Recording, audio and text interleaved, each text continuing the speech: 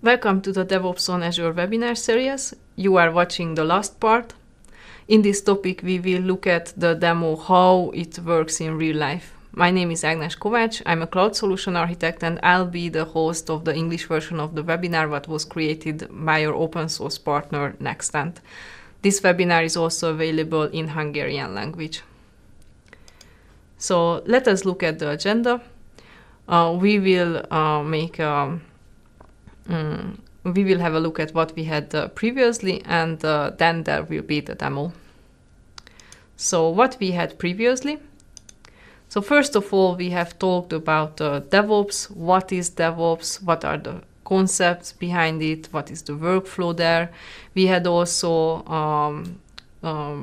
episode about configuration management. Why is it good? Why you should automate? Also, we have talked about Docker. We have built containers, and we have built. You could build your own images. We have created also Kubernetes cluster in Azure. Then we have also talked about testing concepts and theories, and we had also CI and CD. And now what is left is to look at a real-life demo. In the previous episode, we have shown you how to set up GitLab and GitLab CI. And in this demo, we will put everything together. So we will build up a GitLab pipeline. We will show you how to do a unit test with an example. And we will create a workflow that is using auto deploy. I have already started this demo environment. How to start this and the steps to achieve this we have already showed you in the previous episodes. As we have talked earlier, we have already created a repository where I have already uploaded some files, as you can see here. And first, I have created a Python Flask application, and let's have a look at it. So this application listens on the port 500, and it will write you this hello world output. Until now, it looks very simple. So if you look at it, it will tell you that hello DevOps 2017. Okay, let's get back. As we have highlighted earlier, the most important part of DevOps is the testing. And to demonstrate this, we have created a very simple and basic test that checks if this application functions as intended. As you can see here, it checks that the string what is on the output is equal to the string within the test. Here we have a simple app YAML, as you can see there. I'm clicking on it. This YAML contains what type of deployment it will start. So you can see the content. First of all, there is a service. Then we allow the load balancer for the port. We have also an image, what we have built earlier. And also our repository needs to have a Docker file. So once, if we go back to the files, we can click on the Docker file. And this, as you can see, this Docker file has been written for a Python application. In the from field, you can see an Alpine Python 2.7. Zul is the maintainer of this image. Also, we will copy the simple app.py to the root directory. And after that, Flask will be installed, and the port 5000 will be exposed, and then the Python script will be started.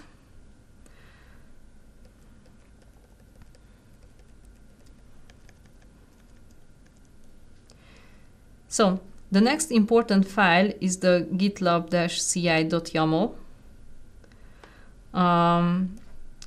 If we look at this file, this is actually the description of the whole continuous integration workflow. So for this, you will need to have a runner, what we have installed in the previous episode. So if we look at the file, the YAML looks like this, and we will go through it and we will explain the content. First of all, there are some variables. The first variable is the where is the registry, where is the container registry. We have seen previously how to create a registry in Azure. So I have given the webinar name for the image, and we will need to give a build reference. What is actually an ID? This is a pointer within Git to a certain commit or build. It can help us later on if we would like to check which image has been deployed. And we have also release image, where I have put the latest tag. After this, within the CI, we can list what type of stages we have. There is test, build, deploy, release stages. And let us begin to look at the stages. First is the test. As you can see, I am giving the image. So it's Python 2-Alpine. This means that my Python code will be tested in a Docker Python image. So I will run the test within that Docker image and not on the runner machine. If we would like to test our Python code in Python 3, we can create a test2 under this test block, and we can test it also in Python 3 Docker image. But now I am omitting this because my code crashes with Python 3, so the syntax is a little bit different. So, but if you would like to do a second test, then you can do here within this stage as well.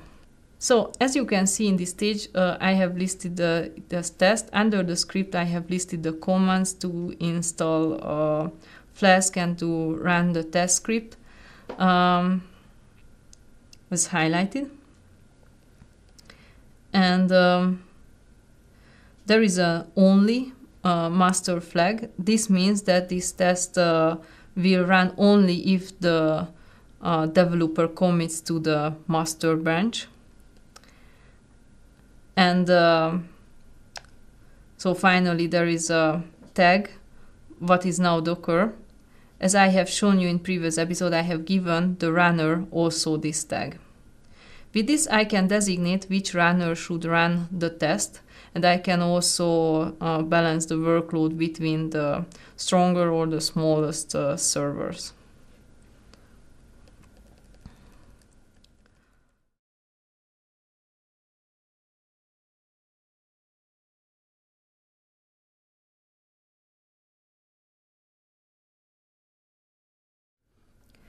Our next block is the build. As you can see, I will use here the Docker latest image. We set this as the build stage. Under the script, you can see that first there is a Docker login into the Azure Docker registry. This Docker registry has been created previously, so if you would like to see how to do it, just watch the previous episode. So there's our Azure registry.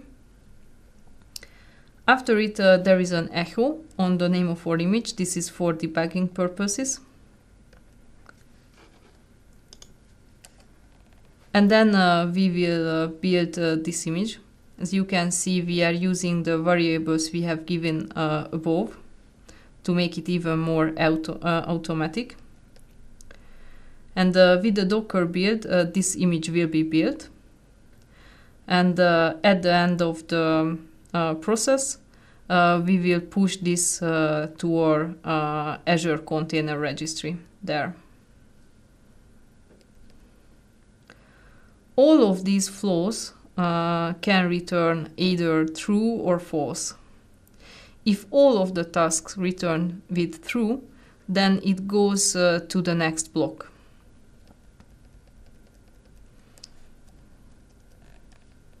So if it gets true, then the next block is the deploy, that is literally empty.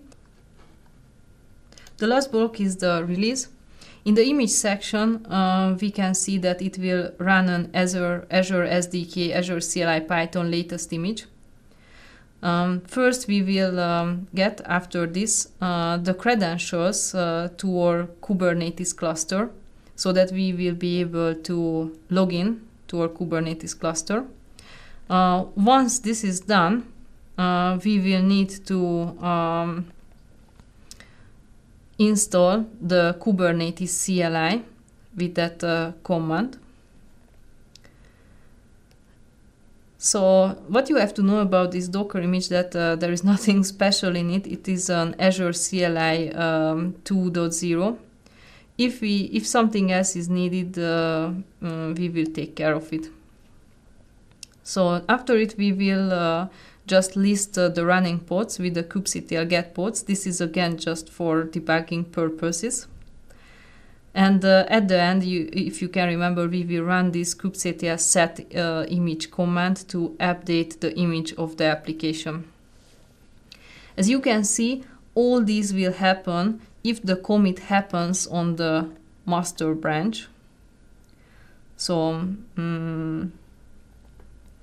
if you look at the only master configuration as shown before, if the commit happens on the master branch, then it will be triggered. At the end, here, there is a section, and it is set to manual. This means that this task will be executed only if we allow it. As you can see here, if I go back to the executions, that we have run a flow before, some minutes earlier. And the release stage is in skipped status. So the last release stage is not green, but it is in skipped here. And if we would like to run the release, we can do it automatically by hitting that button. As said before, this deployment will use an Azure CLI image, and it will get the credentials, install kubectl, and once this is done, it will set the image. Just to make sure, let us look at our cluster. So you can see here the outputs. The kubectl get pods command, and as you can see, it is running since 38 seconds. So if we do the same now on our cluster, the kubectl get pods, you can see the same results. We can also get the deployment information, verify our simple app. We can also look at the history of our deployment.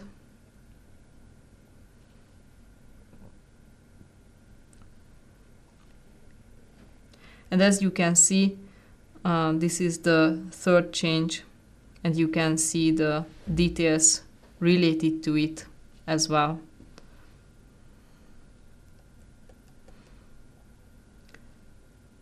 And if you wish, you can also test it.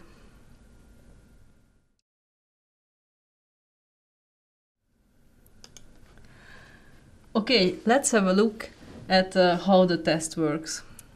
Let us check what happens with the pipeline if for some reason this test will fail. As you can see, the pipeline starts, and it will start that Python image, the application is copied, Flask is installed. And of course, it will also try to run the test, what we have done before.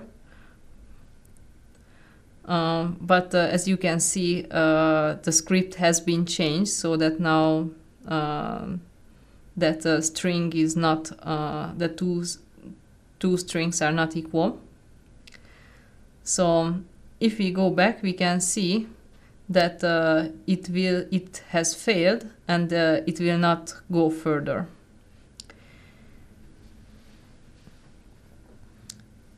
If we would like to go from here, that means that we will need to correct the script and solve the situation.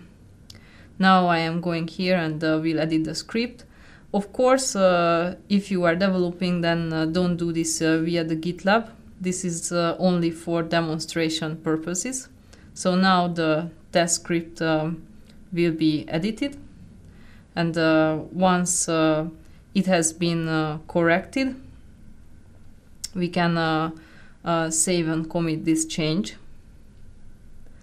And if we look at it, then we can edit also this file to v2, and we can also commit our changes. So let us see what happens after we have done this v2 modification. So I have done 2 changes. So if we go back, we will see 2 pipelines. Of course, if we would develop, we would commit this separately, but GitLab works in a way that for every modification there is a commit. So I have stopped one of them, and you can see the other pipeline is running. And as you can see, the test failed again because I have not modified the script accordingly. If I put the v2 version into the test and commit it, then the build has started again, and as you can see, the release button is there, and we can hit the release, and then it will go to our Kubernetes cluster. You can see the Kubernetes cluster kubectl set command, and you can see the v2 is there. And if we check it, we can see the v2 in the hello DevOps. And if we go back and check the history, you can see that there is a 4th deployment and the 4th revision here. Let us summarize what we have done so far.